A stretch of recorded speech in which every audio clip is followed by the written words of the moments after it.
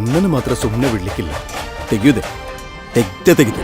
ಧರ್ಮ ಮರೆತರೆ ಕರ್ಮ ಬಿಡದು, ಸತ್ಯ ಮರೆತರೆ ಸಾವು ಸುಡದೆ ಎಂಬ ಮಾತ ಮರೆತು ಕೆಲವರು ದಾರಿ ತಪ್ಪಿ ನಡೆದರು. ಯಾರ ಜೀವವನ್ನು ಯಾವಾಗ ತೆಗಿಬೇಕು, ಯಾರ ಜೀವನವನ್ನು ನಾಯಿ ನರಕ ಮಾಡಬೇಕಂತ ನನಗೆ ಚಂದ ಗೊತ್ತುಂಟಾ.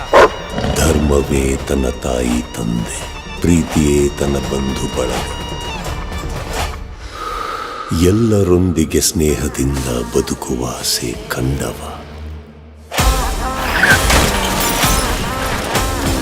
ಧರಣಿ ಮಂಡಲ ಮಧ್ಯದೊಳಗೆ ಮೆರೆಯುತಿಹ ಕರಾವಳಿ ತೀರದೋಳು.